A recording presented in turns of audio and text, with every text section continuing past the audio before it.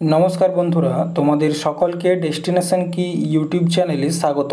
দেখো, আমরা আজকের যে কারেন্ট অ্যাফেয়ার্সের ক্লাসটি করব সেখানে বেশ কয়েকটি গুরুত্বপূর্ণ প্রশ্নকে নিয়ে আলোচনা করব।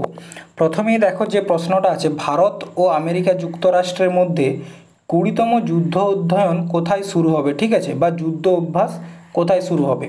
রাজস্থান, পাঞ্জাব, পশ্চিমবঙ্গ নাকি জম্মু কাশ্মীর? তো দেখো, এটি শুরু হচ্ছে কোথায়? রাজস্থানে, ঠিক আছে, রাজস্থানে এটি শুরু হচ্ছে। ভারত এবং মার্কিন যৌথ সামরিক মহড়ার 20তম যে সংস্করণ যুদ্ধ অভ্যাস সেটা 9 থেকে 24শে সেপ্টেম্বর হবে এবং কোথায় হচ্ছে? রাজস্থানের যে মহাজন ফিল্ড ফায়ারিং রেঞ্জ আছে সেখানে। কোথায়? রাজস্থানের মহাজন ফিল্ড ফায়ারিং রেঞ্জে, ঠিক আছে। এরপর দেখো, ভারত এবং আমেরিকার কয়েকটি গুরুত্বপূর্ণ যুদ্ধ মহড়া, তার মধ্যে একটা হচ্ছে exercise tiger triumph 2024, sea defender 2024 এবং অপারেশন তারকাস। এই তিনটাই অতি গুরুত্বপূর্ণ যুদ্ধ মহড়া। এই তিনটার থেকে একটা প্রশ্ন তোমরা পরীক্ষায় পাবেই, ঠিক আছে। এইগুলো ছাড়াও দেখো কয়েকটি গুরুত্বপূর্ণ যুদ্ধ অভ্যাস আছে, যেমন হচ্ছে গগন শক্তি। এটা হচ্ছে ইন্ডিয়ান যে এয়ারফোর্স, ভারতীয় বায়ুসেনার একটি যুদ্ধ মহড়া, ঠিক আছে। সমুদ্র লক্ষণ বা সমুদ্র লক্ষ্মণ, এটা হচ্ছে ইন্ডিয়া এবং মালয়েশিয়া এই দুটি দেশের একটি নৌসেনার, ঠিক আছে, নৌসেনার যুদ্ধ মহড়া, নৌসেনার যুদ্ধ মহড়া। সেকেন্ড সাইক্লোন অপারেশন ইন্ডিয়া এবং ইজিপ্টের, এবং ডেজার্ট সাইক্লোন 2024, এটা হচ্ছে ইন্ডিয়া এবং ইউএই, ঠিক আছে। এরপর দেখো পরবর্তী প্রশ্ন, কে সম্প্রতি টাইফুন ইয়াগি জন্য রেড অ্যালার্ট জারি করেছে?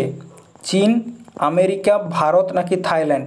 তো প্রথমত মনে রাখবে, টাইফুন ইয়াগি হচ্ছে এক ধরনের ঝড়, ঠিক আছে, সামুদ্রিক ঝড়, সামুদ্রিক ঝড়, যার নামকরণ করা হয়েছে কি? Typhoon Yagi. এটার জন্য রেড অ্যালার্ট কে জারি করেছে? চীন।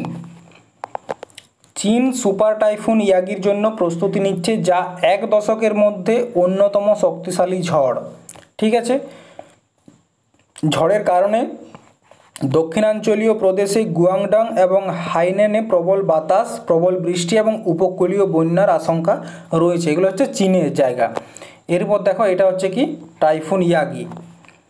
পরবর্তী প্রশ্ন দেখো, সাম্প্রতিক প্যারা অলিম্পিক্সে স্বর্ণপদক জয়ী প্রথম ভারতীয় তীরন্দাজ কে?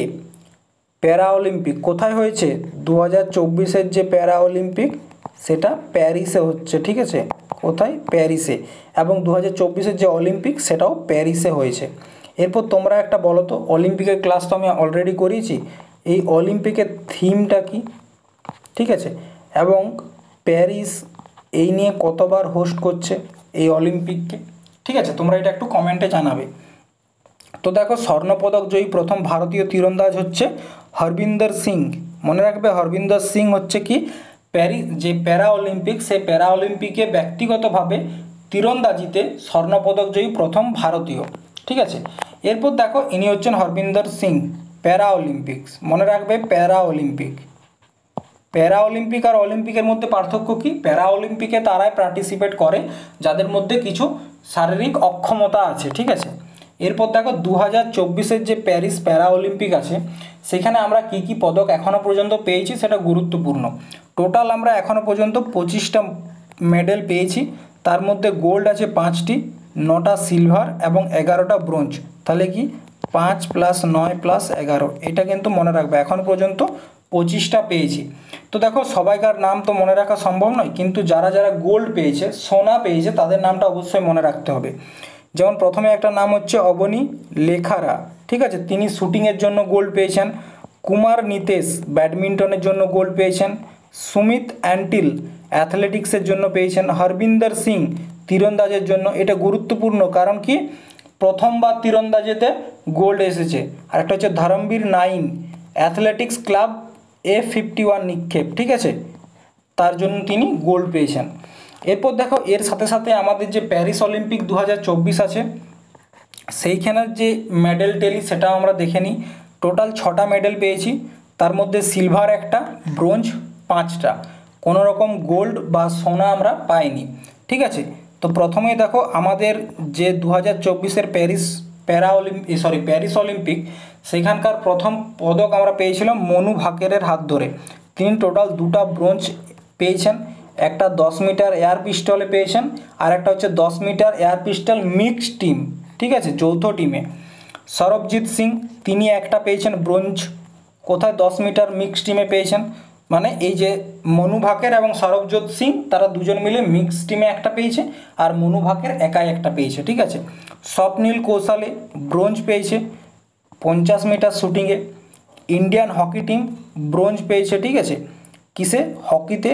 ক্যাপ্টেন কে ছিল, হরমনপ্রীত সিং, ঠিক আছে। আর একটা একমাত্র আমরা যেটা সিলভার পেয়েছি সেটা হচ্ছে কি নীরজ চোপড়া, সিলভার জ্যাভলিন থ্রোতে।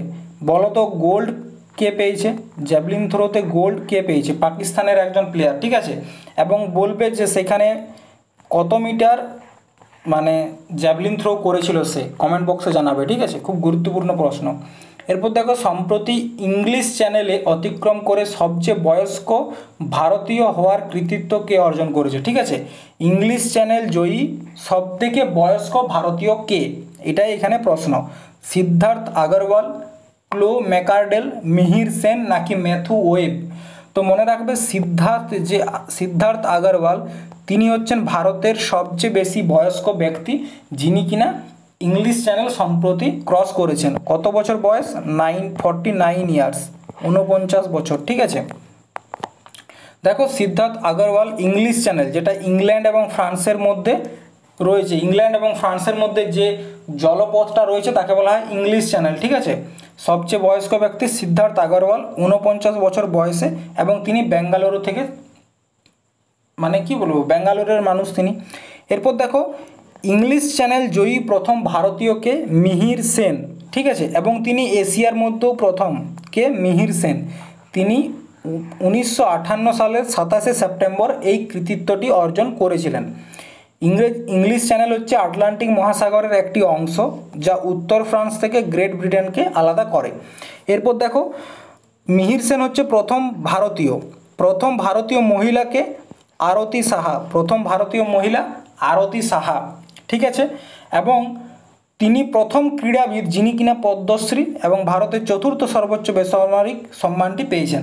এরপর দেখুন সবথেকে মানে যদি বলা হয় বিশ্বের প্রথম কে ইংলিশ চ্যানেল সাঁতার কেটে পার করেছিল, সেটা হচ্ছে ক্যাপ্টেন ম্যাথিউ ওয়েব, যিনি সফলভাবে ইংলিশ চ্যানেল সাঁতার কাটেন, ঠিক আছে। তাহলে দেখো প্রথম কে হয়েছে, প্রথম ভারতীয় হচ্ছে মিহির সেন, প্রথম মহিলা ভারতীয় হচ্ছে আরতি সাহা, এবং বিশ্বের মধ্যে প্রথম হচ্ছে ক্যাপ্টেন ম্যাথিউ ওয়েব, ঠিক আছে। এই নামগুলো তিনটা মনে রাখতে হবে। এরপর দেখো আজকের শেষ প্রশ্ন, সেটা হচ্ছে কি, সেটা হচ্ছে সম্প্রতি কোথায় প্রথম আন্তর্জাতিক সৌর উৎসব ইন্টারন্যাশনাল সোলার ফেস্টিভ্যাল আয়োজন করা হয়েছে, নয়াদিল্লি, মুম্বাই, কলকাতা নাকি প্যারিস। তো মনে রাখবে আন্তর্জাতিক যে সৌর উৎসব সেটির আয়োজন করা হয়েছে নতুন দিল্লিতে, এবং এটির উদ্বোধন করেছেন কে, ভারতের prime minister PM Modi, Narendra Modi, ঠিক আছে। 5 থেকে 6 সেপ্টেম্বর এই উৎসবটি চলবে। PM মোদি কি করেছে, যে প্রথম ইন্টারন্যাশনাল সোলার ফেস্টিভ্যাল আছে সেটির উদ্বোধন করেছেন। তো দেখো আজকে যে প্রশ্নগুলি ছিল তোমাদের সাথে খুব ভালোভাবে আলোচনা করেছি। যদি কোনো ডাউট থাকে কমেন্টে জানাবে, এবং তোমরা যারা যারা SSC MTS, ঠিক আছে, এবং GDর প্রিপারেশান নিচ্ছ একটু কমেন্ট করে জানাবে। আর যে প্রশ্নগুলো তোমাদেরকে দিলাম সেগুলো অবশ্যই উত্তরটা কমেন্টে জানাবে, ঠিক আছে। আজকে এই পর্যন্তই, ধন্যবাদ।